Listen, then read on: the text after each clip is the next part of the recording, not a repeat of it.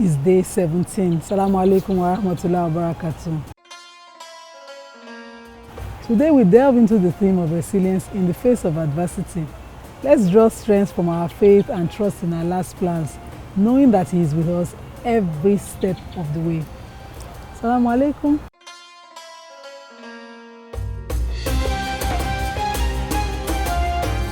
Today on the show, we'll delve into the essence of Ramadan as we listen to soul-lifting Quranic recitation, and our Sheikh will answer some popular questions about Islam. You don't want to miss our favorite part. Welcome to IFTAR with NYMA.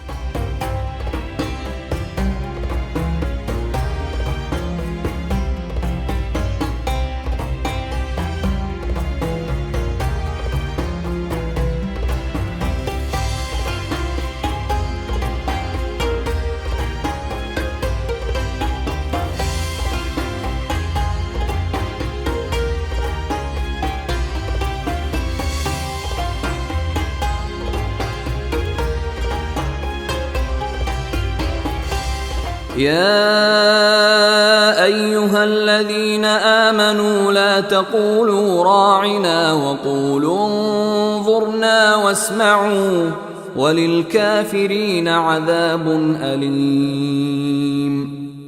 O you who have believed, فاعفوا واصفحوا حتى يأتي الله بأمره إن الله على كل شيء كذلك قال الذين من قبلهم مثل قولهم تشابهت قلوبهم قد بينا الآيات لقوم.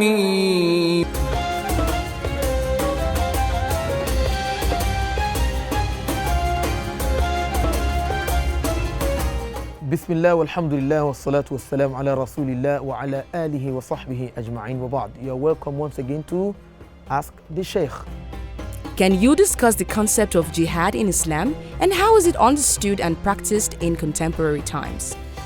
The question that has been sent to us is just a summary of mafhumul jihad fil Islam, the concept of jihad in Islam. Simply put, jihad is one of those words or concepts in Islam that has found so much criticisms, and Muslims have made effort in the past and in the present to write books to clarify and to make explanations such that it will be well understood. When a concept is not gotten well, people are bound to raise eyebrows about it or raise absurdities around it or misconceptions or ambiguities around it. Jihad is one of such words. Number two, jihad in Islam has its place. The classical text of Islam talk about the Quran, talk about the Sunnah of the Prophet, the books of Sunnah. It finds its place there. However, the relevance is what others are debating in contemporary time. But the question is, what is jihad? Jihad means simply to strive, to make extra effort at attaining certain things. But in Islam, jihad is meant to achieve 4 or 5 certain things that I'll be listing out to you here. Number one, it is hifadh ala huwiyyat al-ummah. It is meant to protect the identity of the ummah so that it will not be washed away. One of the ways of keeping it intact is jihad, striving to protect it. Number two, ad-difa' anil kiyaniha al-madiyya wal-ma'nawiyya, to defend its territory, its material territory and its immaterial territory, to defend Islam in that ramification. Ad-difa' anil ardi wa ahliha. It is meant to protect the land, the geography, the landscape of Islam and its people from the encroachment of outsiders or foreigners. Then similarly, ad-difa' an risalatiha, to defend the vision and the mission and the message of the Prophet Muhammad sallallahu alaihi wasallam, and this is entrenched and protected to continue for the continuity of its existence. The Muslims in the past and in the contemporary time have seen jihad as the force to achieve this. Ma also, the Prophet Muhammad sallallahu alaihi wasallam had said in a narration about jihad when he said, Ra'sul Amr al-Islam, the peak of the matter or the head of the matter is al-Islam. وَعَمُودُهُ salat, and its pillar is salat. Then he further said, وَذَرْوَةُ سَنَامِهِ, and the peak of the matter is al-jihad fi sabilillah, striving in the path of Allah. However, al-jihadu, what we call jihad, is of different sphere and forms. It comes in different ways. It does not necessarily mean to take arms. It can be askariyan, where you need soldiers, you need people at the battlefield. It's a form of jihad. Iktisadiyan, it can come in the form of economic struggle, trying to protect the survivor of your economy from aggression of foreigners. Then similarly, thaqafiyan, it can be cultural. Jihad can come in the form of culture, protecting your culture, your heritage. Jihad can come in the form of ijtima'iyya, social jihad, where you protect the hegemony of your society, what your society believes in. Nafsiyan, it can be psychological. It can be to protect yourself and your person. And at times, akhlaqiyan, it might even be a strive, an effort to protect, to preserve your morals from the encroachment of foreign characters and morality that brings about promiscuity, immorality, and all different forms of attack on our morals.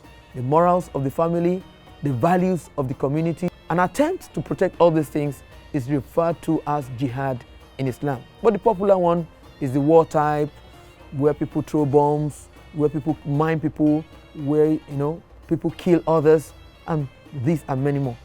Upon saying this, I think jihad should be taken holistically and not partially, the way we have given it that interpretation to mean killing people. And of course, some people do it to the extreme out of misunderstanding of the concept. And the summary of it is that jihad will remain till the end of time to protect all these things I've listed out, but within the decorum that Islam has dictated for it.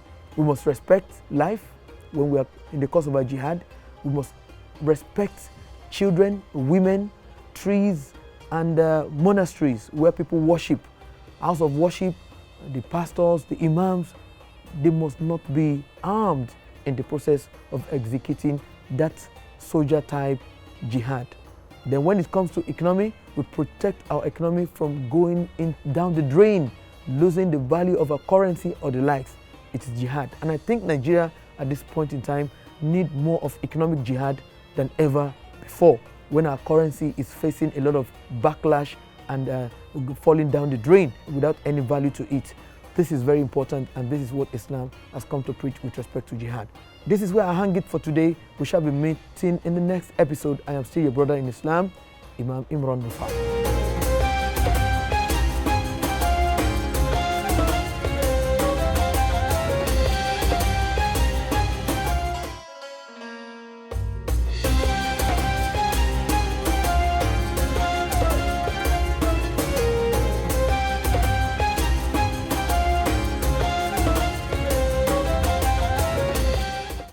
Alaikum wa rahmatullahi wa barakatuh. Welcome to IFTAR with NYMA. Today I'm very, very privileged to be before His Royal Majesty Oba Abdulwasiu Omogbolahan Lawal Abisogun II, the Oniru of Iru Kingdom. Today I have just a few questions for Your Royal Majesty, sir, on how Islam, the history of Islam, and how Islam fares in your kingdom, in Iru Kingdom here. Thank you very much for that question. I must first say Assalamu alaikum to all our Muslim brothers and sisters that are watching this program. This is 1 month that is very, very important in the 12 months of Islamic calendar. This whole month is dedicated to fasting, the Ramadan. And in the past 3.5 years that I've been on the throne, I've embraced all religions, but specifically Islam, which is my religion as a Muslim. But if you notice, very close to the palace we have the mosque, and that indicates that this community embraces Islam. Kabiyesi, sir, your background is Islam, because we're in Ramadan, we're trying to make Islam very, glamorous enough for our viewers. How was your Ramadan growing up?